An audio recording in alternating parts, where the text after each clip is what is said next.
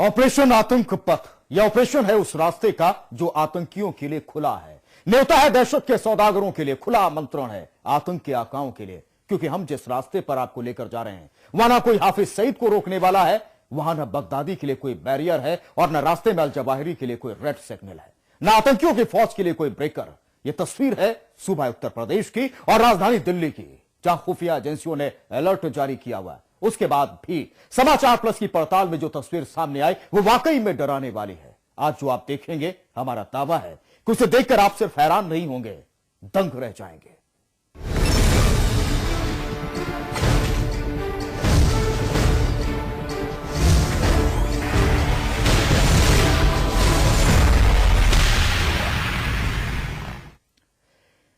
समाचार प्लस की टीम ने सुरक्षा तंत्र को सचेत करने के लिए एक जोखिम उठाया और चल पड़े उस रास्ते पर जो उत्तर प्रदेश को दिल्ली से जोड़ता है, उस लौ पथ पर जो कानपुर से दिल्ली तक जाता है। और हाल जाना सुरक्षा तंत्र का सूबे की पुलिस से लेकर रेलवे पुलिस तक, और साथ में था हथियारों का एक बड़ा जखीरा। हर मोड़ पर जांच का इंतजार किया, हर जगह, लेकिन सुरक्षा तंत्र के जो सुराख सामने आए वो सुराख नहीं, खुले रास्ते थे आतंकियों के लिए, दहशतगर्दों के लिए।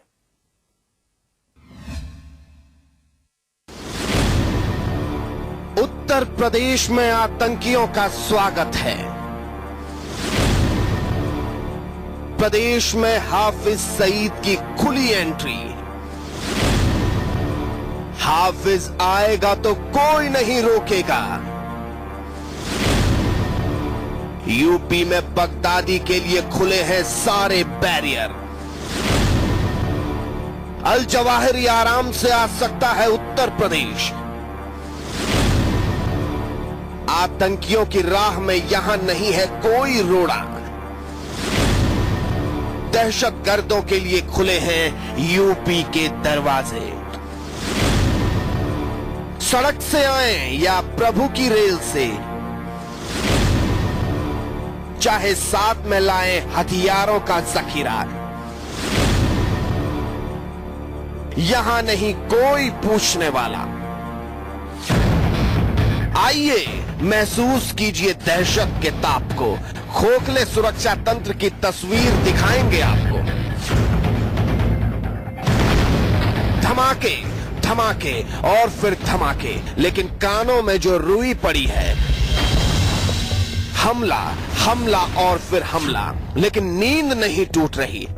अभी भी इंतजार है आतंकियों के आने का। सूबा सिसके तो सिसके, चीख निकले तो निकले। दहशत की दुकान चाहे जब तक चलती रहे, आतंकी आते रहें और देश को दहलाते रहें। हम तो मस्त हैं, दूसरे कामों में व्यस्त हैं। जो तस्वीर हम आपको दिखाने जा रहे हैं उसे तस्वीर कहें या तमाशा, लेकिन नींद फिर भी नहीं टूट रही, क्योंकि यह उत्तर प्रदेश है और यहां आतंकियों का स्वागत है। अतीत के आईने से एक तस्वीर उधार लेते हैं। आपको दहशत के खत का वो मजमून दिखाते हैं जिसने चंद रोज पहले चुनौती दे डाली थी सुरक्षा तंत्र को, धमकी दे डाली थी देश की लाइफलाइन को काट डालने की। दहशतगर्दों की ये धमकी मिली रेलवे के रहनुमाओं को। अफरा तफरी मच गई, सोए सुरक्षा तंत्र की नींद टूटी तो आनन फानन में दिल्ली से कानपुर जा रही शताब्दी एक्सप्रेस को गाजियाबाद में रोका गया। पुलिस पहुंच गई डॉग स्क्वाड के साथ। एक एक कोच की, एक एक यात्री की, एक एक बैग की तलाशी ली गई, लेकिन निकला कुछ नहीं। और फिर सुरक्षा तंत्र गहरी नींद में सो गया, क्योंकि इन्हें जगाने के लिए धमाकों की जरूरत होती है। नींद खुलने के लिए आतंकी आफत का इंतजार होता है। इससे पहले कि दहशतगर्द दहशत की फिर से दुकान खोलें, समाचार प्लस ने बीड़ा उठाया, जोखिम उठाया सोए तंत्र को नींद से झकझोरने का। और हम निकल पड़े खोखली सुरक्षा के सुराखों की गिनती के लिए। और सामने जो आया वो सन्न करने वाला था। हमारे हाथ में कुछ सोफिस्टिकेटेड वेपन्स हैं जो कि डमी हैं। आपको बता दें कि हाल ही में जो आतंकवादी हमले की धमकी इंडियन रेलवेज को मिली हुई है, उसी को जांचने परखने के लिए कि हमारा देश, हमारा रेलवे सिस्टम, हमारी सिक्योरिटी सिस्टम कितना महफूज है, ये तमाम बातें जानने के लिए हम एक स्टिंग ऑपरेशन आपको दिखाना चाहते हैं, एक रियलिटी चेक।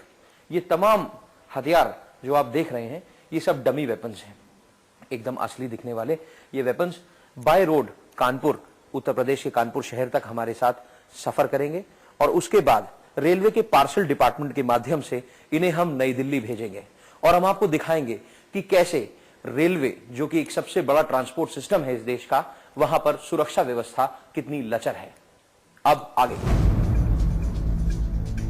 असली दिखने वाले मेटल के डमी हथियार समाचार प्लस की टीम ने जमा किए और बक्से में भर लिए। बक्से को बंद कर हथियारों को कार में रखा और फिर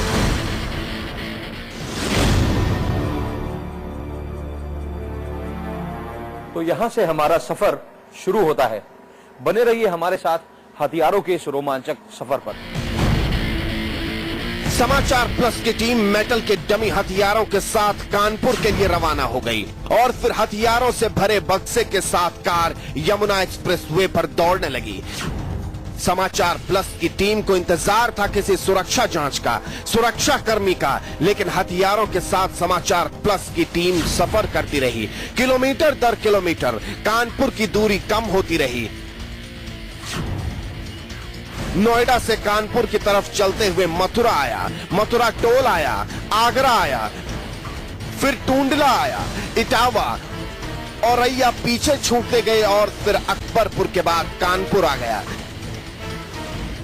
लेकिन वो दौर नहीं आया जब हथियारों के कानपुर पहुंचने की राह में कोई रोड़ा आता। सुरक्षा के नाम पर परिंदा भी नहीं मिला, चेकिंग के नाम पर कुछ नहीं मिला। समाचार प्लस की टीम आगे बढ़ती रही। रास्ते में कई पड़ाव आए, कई मुकाम आए, लेकिन ऐसा कोई मौका नहीं आया जब माथे पर शिकन आती। ये तस्वीर उस तासीर को दिखा रही थी जिसके सहारे दहशतगर्द प्रदेश की सड़कों पर बेखौफ घूम सकते हैं, जरा सी चाल से सिस्टम को चैलेंज कर सकते हैं। ये हाल उस वक्त का है जब देश में आतंकी हमले को चंद रोज ही बीते हैं। पठानकोट की पीड़ा से देश उभरने की जद्दोजहद में है, लेकिन खुद को 30 मार खां समझने वाला तंत्र चादर तान के सो रहा है और डमी ही सही हथियारों की खेप सड़कों पर घूम रही है। सोचकर ही शरीर में सिहरन दौड़ जाती है कि अगर ये हथियार असली होते, कार में आम इंसान नहीं शैतान सवार होते, तो क्या होता, कौन जवाबदेह होता। समाचार प्लस की टीम नोएडा से कानपुर पहुंच गई। यहां तक के सफर में सिर्फ एक बात समझ में आई, चाहे बस से आए या कार से, बारूद से दहलाएं या हथियार से, सूबे में सजाएं दहशत की दुकान, सो रहे हैं वो जिन पर सुरक्षा की कमान। आतंकी चाहे बस से आए या कार से, रास्ते में कोई स्पीड ब्रेकर नहीं, सब कुछ साफ है। राह में कोई रोड़ा नहीं, कोई बैरियर नहीं, सुरक्षा तंत्र सो रहा है दहशतगर्दों का सफर सुहाना करने के लिए। आतंक के ठेकेदारों को ठिकाने पर पहुंचाने के लिए आतंकियों को खाली हाथ आने की जरूरत नहीं। हथियारों के साथ आइए, बारूद के साथ आइए। सूबे में आतंकियों को आने में कोई तकलीफ नहीं होगी, यहां तक कि कोई पूछेगा भी नहीं, क्योंकि ये उत्तर प्रदेश है और यहां आतंकियों का स्वागत है। ऑपरेशन आतंक पथ की हमारी पड़ताल सड़क के रास्ते नोएडा से चलकर कानपुर तक पहुंची, लेकिन अभी तक सुरक्षा का सच सामने आना बाकी था। रेल के रहनुमाओं को जगाना बाकी था, क्योंकि हर बार आतंकी आगाह नहीं करते, धमकी भरा मेल नहीं भेजेंगे। इसीलिए हम अगले सफर पर चल निकले हथियारों से भरे बक्से के साथ। ये रास्ता पटरियों से होकर निकलता था। जी हां, वही रास्ता जिस पर देश की लाइफलाइन दौड़ती है, और रेल भी वही जिसे चंद रोज पहले उड़ाने की धमकी मिली और गाजियाबाद में रोककर तलाशी ली गई। जी हां, शताब्दी एक्सप्रेस। और जो तस्वीर सामने आई उसे देखकर आप टहल उठेंगे। कहीं जाइए मत, दिल थाम कर बैठिए। अब आपको हथियारों के साथ शताब्दी का सफर कराएंगे और दहशत के उस मुहाने पर ले जाएंगे जिससे होकर आप हर रोज गुजरते हैं।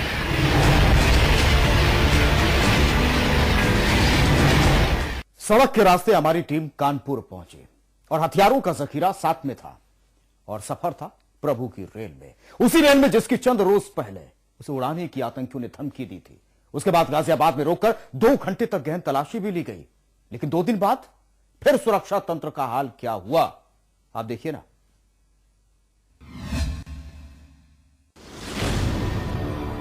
हथियार आप लेकर आए, पार्सल हम करेंगे। जहां हथियार पहुंचाने हो, प्रभु की रेल पहुंचाएगी। किसी भी शहर में खोलिए दहशत की दुकान। दहशतगर्दों के लिए यहां कोई दरवाजा नहीं है, शैतानों को रोकने के लिए कोई सुरक्षा नहीं, ना कोई पूछने वाला, न जांच करने वाला। आतंकियों को रोकने के लिए न स्टेशन पर कोई रोक है, न रेलवे ट्रैक पर लाल सिग्नल। हर तरफ रास्ता क्लियर है। आइए, खाली हाथ नहीं, हथियारों के साथ।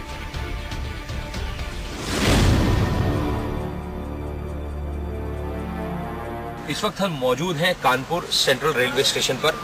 ये बक्सा जो आप देख रहे हैं, ये हमारे साथ नोएडा से कानपुर तक सड़क के रास्ते सफर करके आया है और अब कानपुर से दिल्ली तक ये रेल के द्वारा पहुंचेगा। ये है कानपुर सेंट्रल स्टेशन।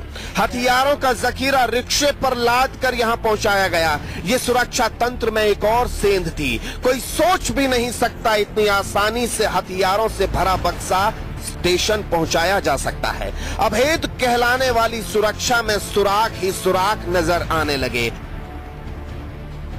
आखिर कौन कर रहा है स्टेशन की सुरक्षा? कौन कर रहा है मुसाफिरों की सुरक्षा? कौन कर रहा है देश की लाइफलाइन की सुरक्षा? कहां है सुरक्षा कर्मी? कहां है जांच मशीन? कहां है मेटल डिटेक्टर? कहां है स्कैनर? बस फिर क्या, हथियारों से भरा बक्सा स्टेशन के अंदर। और शुरू हुआ देश की सुरक्षा का सौदा। लगाई गई रेल की सुरक्षा की कीमत और दाम मात्र 400 रुपए। समाचार प्लस की टीम हथियारों का बक्सा लेकर पार्सल करने के लिए पहुंची और मुलाकात हुई एक दलाल से। नाम था सज्जन कुमार।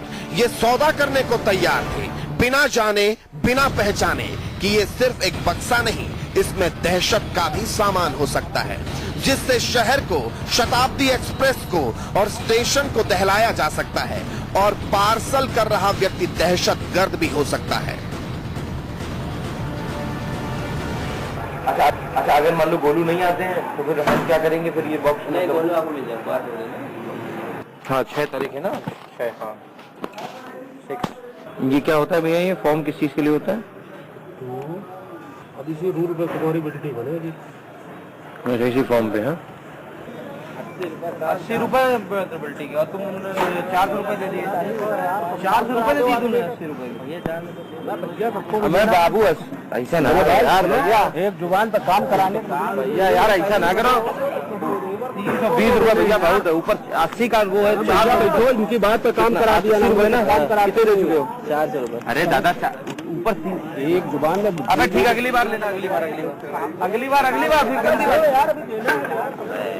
लेबर हम लोग दे देंगे ना, तुम एक बात 200 रुपए वहाँ पे लगेगा। 320 रुपए ऊपर दे और दिया इसके बाद में भी इनको सबको देना, तो ऐसे ही थोड़ी हो जाएगा यार। जुबान से काम होता है, 1 सेकंड में देख रहा हूँ घंटे से खड़ा है। सज्जन भाई यार इतना ना करो अंधेर यार। स्टेशन पर देश की सुरक्षा का सौदा 400 रुपए में बिक गया मुसाफिरों का घरौंदा।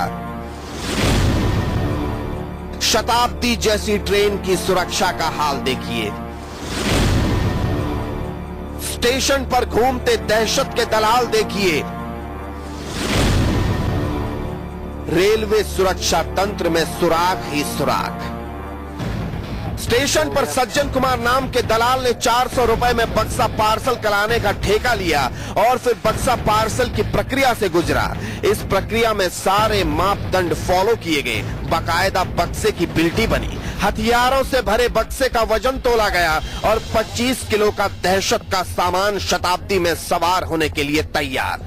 बक्से में क्या है ये पूछने की नौबत नहीं आई। एक बार भी किसी ने ये जानने की जहमत नहीं उठाई कि आखिर बक्से में 25 किलो वजनी सामान है क्या, और आखिरकार बक्से को शताब्दी एक्सप्रेस में भेजे जाने की रसीद कट गई और बक्से में भरा हथियारों का जखीरा बेरोक टोक राजधानी दिल्ली आने को तैयार था।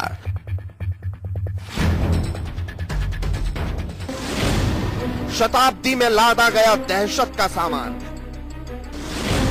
खतरे में थी सैकड़ों मुसाफिरों की जान।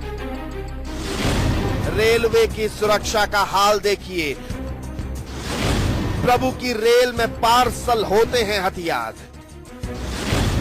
सुरक्षा तंत्र सोया है या हो चुका लाचार। कुछ ही घंटों बाद शताब्दी एक्सप्रेस आई और दहशत का सामान लोड किया गया।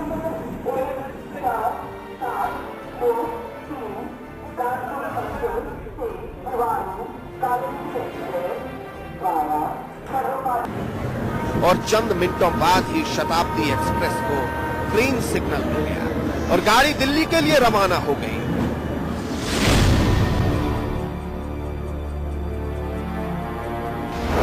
हथियारों का बक्सा लेकर गाड़ी चली जा रही थी और कोई नहीं जानता था कि शताब्दी में दहशत का सामान भी सफर कर रहा है। कोई जानता भी कैसे? सहमत ही नहीं उठाई गई, जानने की कोशिश ही नहीं की गई, जांच करना जरूरी ही नहीं समझा। सवाल बहुत है, जवाब एक है। इस बार रेल मंत्री सुरेश प्रभु ने 1 लाख करोड़ रुपए का रेल बजट पेश किया था। क्या सुरक्षा के लिए जरा भी फंड नहीं था? क्या इतने भी पैसे बजट में नहीं जारी किए गए कि जिससे एक अदद स्कैनर मशीन लाई जा सके? क्यों बक्से को एक बार खोलकर देखना भी जरूरी नहीं समझा गया? इतना वजनी होने के बाद भी बक्से के बारे में पूछताछ क्यों नहीं हुई? अगर बक्से में असली हथियार होते तो क्या होता? दहशतगर्दों ने सच में ऐसा किया होता तो क्या होता? और हथियारों के साथ गोला बारूद या कोई विस्फोटक सामान होता तो क्या होता? रेलवे किसी भी यात्री को अपने साथ अधिकतम 40 किलो सामान साथ ले जाने की अनुमति देता है और बक्सा सिर्फ 25 किलो का था। फिर भी किसी ने ये जानने की जहमत नहीं उठाई कि आखिर ये व्यक्ति 25 किलो सामान को पार्सल क्यों कर रहा है, जबकि साथ भी ले जा सकता है। ये हाल उस वक्त का है जब देश के कई राज्य अलर्ट पर हैं। चंद रोज पहले देश ने आतंकवादी हमला झेला। कुछ ही दिन पहले शताब्दी को उड़ाने की धमकी मिली और इसी ट्रेन की 2 घंटे तक गाजियाबाद में गहन तलाशी हुई। ऐसे मौके पर जब सुरक्षा तंत्र को मुस्तैद होना चाहिए था, वो सो रहा था। शायद फिर से किसी धमकी या धमाके का इंतजार था।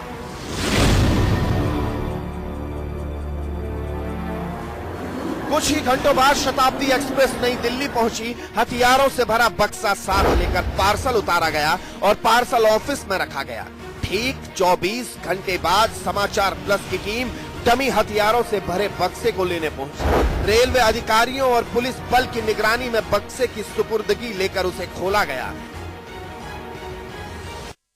ये बक्सा जो आप देख रहे हैं, ये वही बक्सा है जो कानपुर शताब्दी में 6 जनवरी को लोड किया गया था।